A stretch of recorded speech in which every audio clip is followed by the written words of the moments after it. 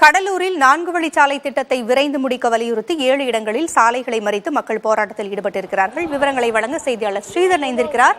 ஸ்ரீதர், போராட்ட விவரம் என்ன?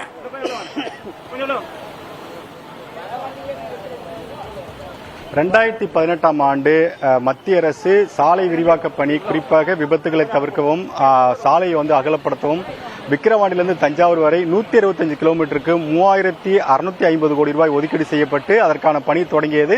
அந்த பணி தொடங்கியதுமே கொரோனா காலத்தின் காரணமாக 2 ஆண்டுகள் பணிகள் நடைபெறவில்லை.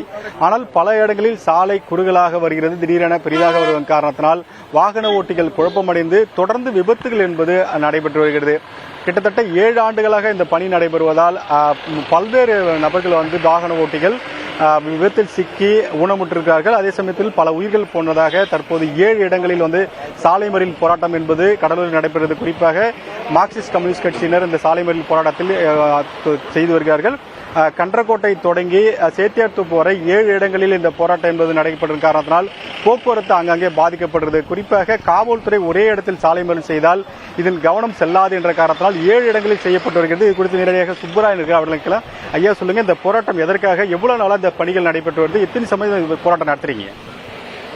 என் பேர் சுப்பராயன், மார்க்சிஸ்ட் கம்யூனிஸ்ட் கட்சி மாவட்ட செயற்குழு உறுப்பினர். இந்த விகேடி சாலை என்பது கடந்த 6 ஆண்டுகளுக்கு முன்னால் ஏறக்குறைய 3650 கோடி ரூபாய்க்கு இது நிதி ஒதுக்கப்பட்டு டெண்டர் விடப்பட்டது. இந்த டெண்டரை ரிலையன்ஸ் நிறுவனம் என்பது டெண்டருக்கு எடுத்தார்கள். டெண்டருக்கு எடுக்கும்போது பணி நடைபெற்றுக் கொண்டிருந்த போது அவர் வேலை செய்யக்கூடிய வேலைக்கேற்ற பணம் தரவில்லை சொல்லி அவர் வேற கான்ட்ராக்டுக்கு மாற்றிவிட்டார்கள். வேற கான்ட்ராக்ட் மாற்றிவிட்ட பிறகு ரிலையன்ஸ் நிறுவனம் நீதிமன்றத்திற்கு வழக்கு தொடர்ந்தார்கள். நீதிமன்றத்துக்கு வழக்கு தொடர்ந்த பிறகு மார்க்சிஸ்ட் கம்யூனிஸ்ட் கட்சி இன்னும் இருக்கக்கூடிய பல்வேறு அமைப்புகள் சேர்ந்து இந்த சாலையை நீதிமன்ற வழக்கை விரைவாக முடித்து சாலையை உடனடியாக செப்பனிட வேண்டும் சொல்லி பல கட்ட போராட்டத்தை நடத்தினோம்.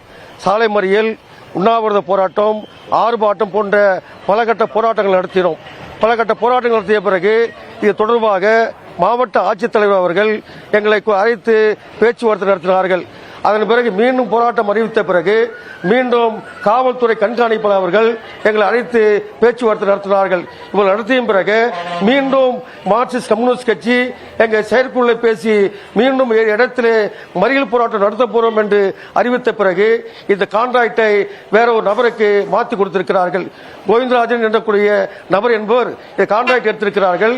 எடுத்திருக்கக்கூடிய மார்க்சிஸ்ட் கட்சி அவர் வலியுறுத்தி கேட்பது, மத்திய அரசாங்கத்தையும் மாநில அரசாங்கத்தையும் ஒப்பந்ததாரியும் நாங்கள் வலியுறுத்தி கேட்பது, இந்த சாலையை 6 ஆண்டு காலமாக கிடப்பில் போடப்பட்டு மக்களுக்கு பல்வேறு பாதிப்புகள் ஏற்பட்டிருக்கிறது.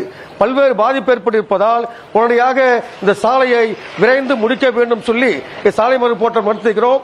இந்த போராட்டத்தின் விளைவாக அந்த பணியை கான்ட்ராக்டர் விரைந்து முடிக்க வேண்டும் என்று மார்க்சிஸ்ட் கம்யூனிஸ்ட் சார்பில் அன்போடு கேட்டுக்கொள்கிறோம். தகவல்களை வழங்கியமைக்கு நன்றி ஸ்ரீதர்.